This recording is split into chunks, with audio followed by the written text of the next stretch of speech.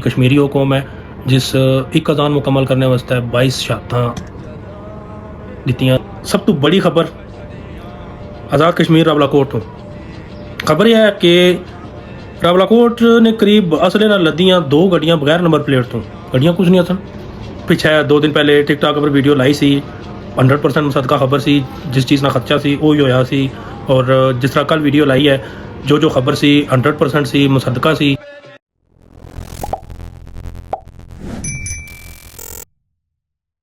بسم اللہ الرحمن الرحیم، السلام علیکم، تساں کی ویلکم آسان نویں ولاگ دے نال۔ امید کرنا ہے جتھے جتھے ہے وہ اللہ تعالیٰ نے حفظ و ایمان ہو، اللہ تعالیٰ تساں کے اپنی حفظ و ایمان رکھا ہے۔ جس طرح تساں کی پتہ ہے حالات جس طرح نے جائی رہے ہیں، اور جو کچھ بنے نیٹ ورک بند ہے، رابطے منقطع، بڑا مشکل ایک مرحلہ آیا جس نے بھی گزری رہے ہیں، بہت مشکل حالات ہیں، تو بہت ساری کاروائیاں بھی ہونی پیاں جس نے حوالے نال تساں کی اپڈیٹ کرساں، کچھ خبراں کچھ افواਹਾਂ، لیکن کوشش کرساں کہ جڑی حق تو اور سچ تو بالکل ریلیٹڈ ہے نا وہ تساں تک پہنچاں۔ نہ صرف اتنا بے اپنے طور پر تجزیے کرنے پہ ہیں یا کہ خام خیالی ہے، بلکہ کوشش کرساں کہ خبر 100% سچی ہوا ہے، مصدقہ ہوا ہے، اور باقاعدہ ایک مصدقہ ذرائع نے ریفرنس نال اساں کی لبھا ہے۔ جس طرح کہ پیچھے 2 دن پہلے ٹک ٹاک پر ویڈیو لائی سی، 100% مصدقہ خبر سی، جس چیز نہ خدشہ سی وہی ہویا سی، اور جس طرح کل ویڈیو لائی ہے جو خبر سی 100% سی، مصدقہ سی، اور باخبر ذرائع نہیں باقاعدہ اثر و رسوخ نال خبر اساں تک پہنچنی ہے۔ تو آغاز کرنے ہیں جی سب تو بڑی خبر آزاد کشمیر راولاکوٹ تو خبر یہ ہے کہ راولاکوٹ نے قریب اصلے نال لدیاں 2 گڈیاں بغیر نمبر پلیٹ تو گڈیاں کچھ نہیں سن۔ یہ بھی تساں کی دسنے کہ اصلے نال لدیاں 2 گڈیاں بغیر نمبر پلیٹ تو پکڑائی گئیں جی۔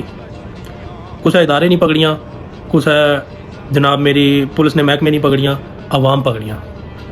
2 گڈیاں اصلے نال لدیاں، عوام پکڑیاں راولاکوٹ نے قریب۔ یہ رات کی خبر ہے 3-4 بجے کی، باقاعدہ انہوں نے نال دسیا بھی ہے کہ یہ راتی اتنے بجے نہیں خبر ہے کہ اتنے بجے، مطلب جس ٹائم جس جگہ جس دن جو کچھ ہونا پیا وہ کچھ اپڈیٹ لبنیاں پیاں، تو اصل فرض بننا ہے کہ اس ٹائم جس طرح بھی ہے اوکھیاں سوکھیاں، جس طرح بھی کل بھی میں ویڈیو بڑی مشکل اپلوڈ کیتی ہے، بڑا مشکل نیٹ ورک لوڑیا ہے، دور پرے جنگلاں پہاڑاں میں جائیے تو ویڈیو اپلوڈ کیتی ہے، تو اج بھی یہی سلسلہ ہے۔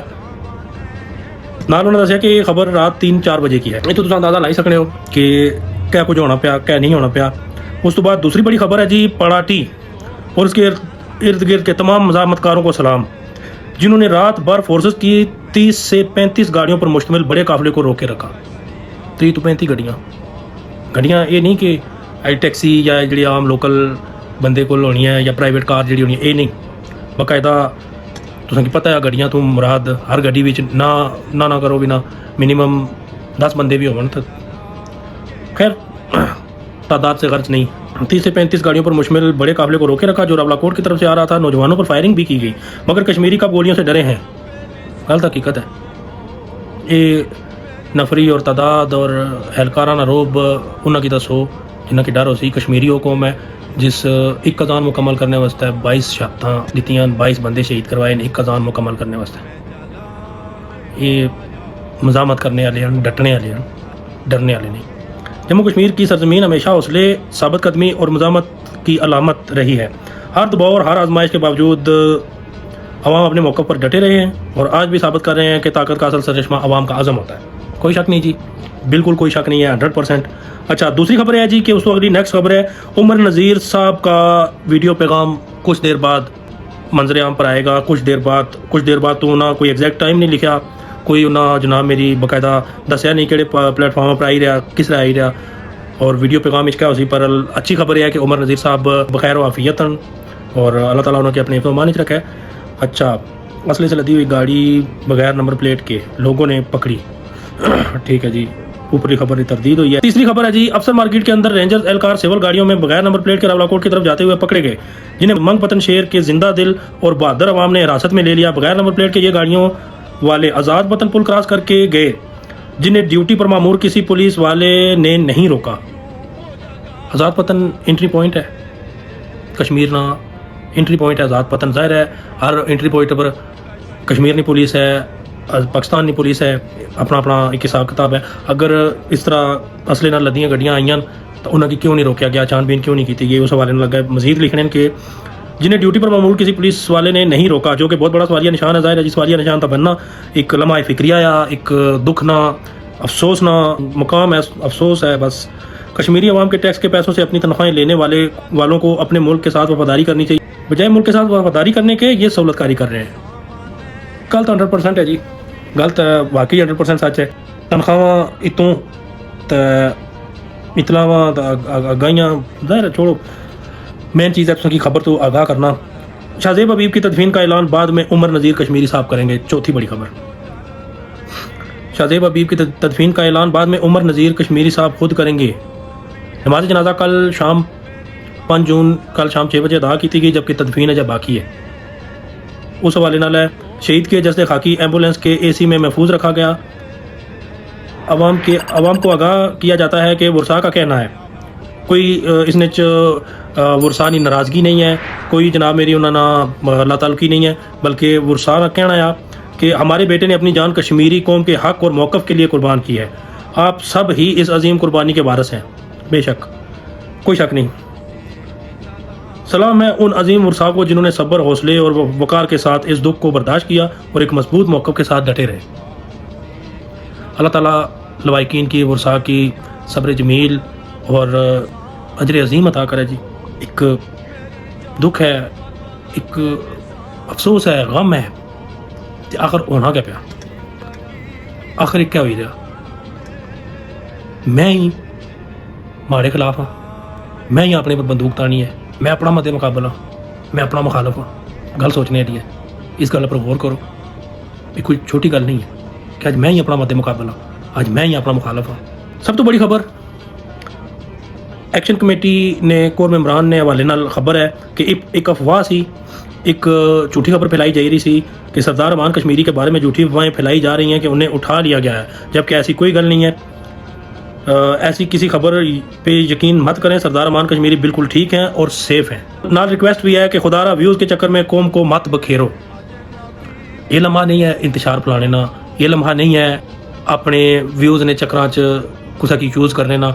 ईमानदारी, कौम नाल मुखलसी और वफादारी यही है कि जो खबर है उसकी हकीकत नहीं बेसबर, सच नहीं बेसबर अवाम ने सामने आना। जितना कोई तुसा की लभना पिया उसनी भी अच्छी तरह जांच करो, उसनी भी अच्छी तरह तहकीक करो, फिर उसकी नशर करो, ना कि इधरों सुनिया तहकीक की कोई ना पूछा पालिया कुछ को है कोई ना तो चई ठक व्यूज़ नहीं खातर कि मैं पहले ने चक्कर में इतना इंतशार ना फैलाओ यार, इतना झूठियाँ अफवाह ना फैलाओ कि कल की उसना कोई रिएक्शन हो। मेहरबानी करो, तहकीक करो, सच की तलाश करो तो फिर आगे नशर करो। सब तो पहले जो तुसाने खबर तक सी या सब तो पहले जो कुछ तुसा दसो अवाम की, उसकी तकने तो बाद अगर हकीकत या सच सामने आ गया तो वो जो कुछ तुसा दसने पे अगर नेक्स्ट तुसा की तकना छोड़ दे सी।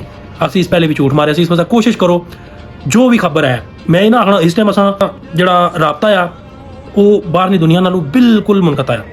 इस टाइम असा इत्थे एक शहर में, एक ग्रां में, एक महल्ले भी रही तो एक दूए नाल राबते में नहीं आ उस तरह ने कि जिस तरह तुसा लोग राबते में हो। तो खुदारा रिक्वेस्ट करना है कि इस तरह ओल फोल लफंडर तो एवं ब्लंडर मारने की ज़रूरत कोई नहीं।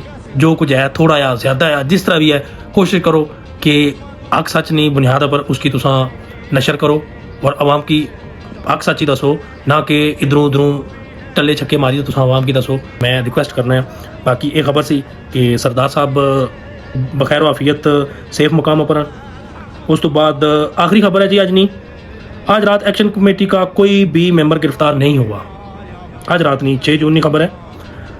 छापे ज़रूर मारे गए मगर अवाम ने हर कोशिश को नाकाम बना दिया। ये साबित हो चुका है कि ताकत अवाम के पास है, मज़ामत जारी रहेगी।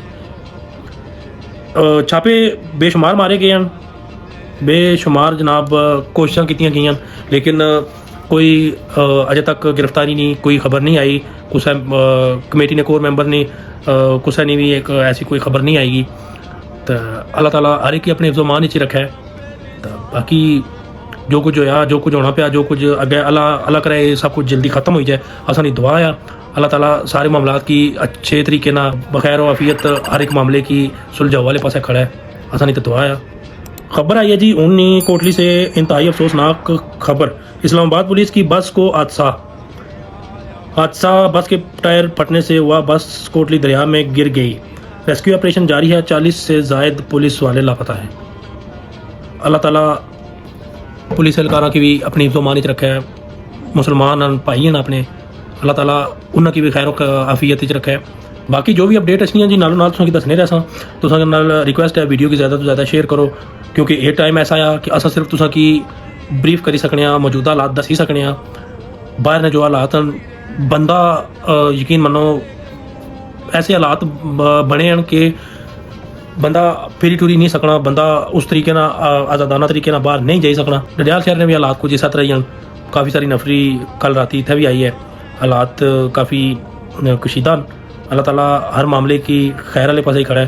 तो अज ने जो अपडेट्स हैं तुसां नाल शेयर कीतियां, इंशाअल्लाह आइंदा भी कोशिश करसां और पूरी कोशिश करसां कि जिस तरह भी जिस तरीके नाल भी छोटी है बड़ी है जो भी खबर है तुसां तक पहुँचाई जाए और मुकम्मल सदाकत और ईमानदारी नाल पहुँचाई जाए, क्योंकि खबर पहुँचाना भी, सही खबर पहुँचाना भी एक अमानत है और अमानत अगले बंदे तक पहुँचाना भी, अमानतदार तक पहुँचाना भी एक बहुत ईमानदारी ना काम है। कोशिश करसा अल्लाह ताला तौफीक दवा कि जो भी खबर है तुसां तक ईमानदारी नाल पहुँचा। अज ने वीडियो इत्थे तक ही है, रिक्वेस्ट करसा कि वीडियो की ज़्यादा तो ज़्यादा शेयर करो अपने चाहने वाले नाल, जिथे तक नेटवर्क है आसानी से आवाज़ की उत्थे तक पहुँचाया जाए। और पता लगा बाकी जितने भी भैन भरा उन्होंने भी पता लगा कि आखिर कश्मीर विच, डडियाल विच, चकसवारी विच, मीरपुर विच, पलंदरी विच, सदनौती, रावलाकोट, बाग, मुजफ्फराबाद, जितना भी है कश्मीर, ओवरऑल जितना भी कश्मीर है उसने विच आखिर होना क्या पिया, आवाम ने एक्शन किया, आवाम ने रिएक्शन किया, इदारियां ने एक्शन किया, इदारियां ने रिएक्शन किया, जो कुछ भी है सारा कुछ तुसां सामने हुआ है। तो इस वास्ते रिक्वेस्ट करने कि वीडियो की मजाक विच हसी विच टालने की ज़रूरत नहीं है, ये टाइम ये वक्त मजाक ना नहीं है। उम्मीद करना वीडियो तुसें पसंद आई होसी। इजाज़त चाहना है, दोबारा मुलाकात होसी बशर्ते ज़िंदगी अगर जिंदा रहे तो दोबारा मुलाकात होसी इस चैनल पर। उदों तक मिगी दिओ इजाज़त, अल्लाह हाफिज़।